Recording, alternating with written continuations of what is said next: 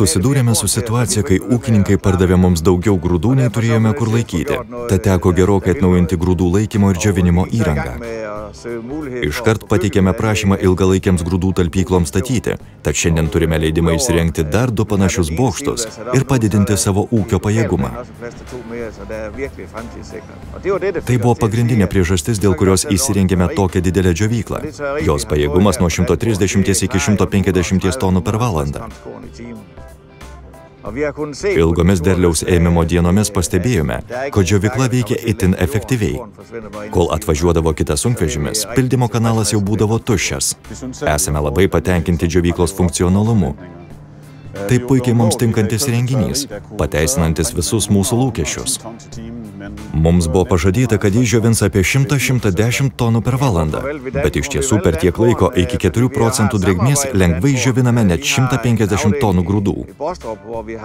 Tad kodėl mes pasirinkome Denkorn? Todėl, kad jau turėjome vieną jų atliktą pramoninę instaliaciją mūsų padalinyje Bostre. Ten stovi 4 Denkorn bokštai. Kiekvieno jų talpa 4000 tonų. Ir jų įrengimas buvo labai sklandus. Žinoma, dėrėjomės dėl galutinės kainos. Bet kaip matote, galų gale radome bendrą išeitį. Mūsų kontaktas abu kartus buvo Michaelas Thompsonas. Jis puikiai suprato mūsų poreikius ir visada pateikė itin funkcionalų, mums pritaikytą galutinį projektą. Kartu sprendėme, kaip naują valdymo skydą pritaikyti ir kitoms mūsų turimoms sistemoms.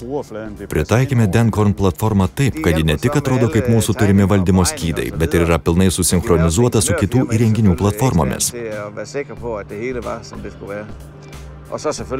Jie padėjo mums ir daryti brėžinius, ir skaičiuoti, ir susitvarkyti formalumus valdžios įstaigose ir dar daugiau.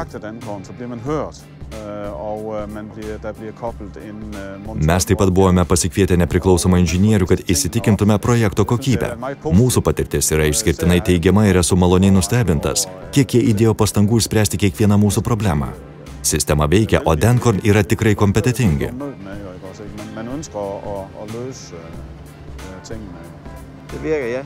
Pirkti naują mašiną visuomet džiaugsminga akimirka, bet pernelyg dažnai mašinos neišpildo to, kas tau buvo žadėta. Tačiau šįkart viskas buvo tobula. I timen, og det klarer den meget let.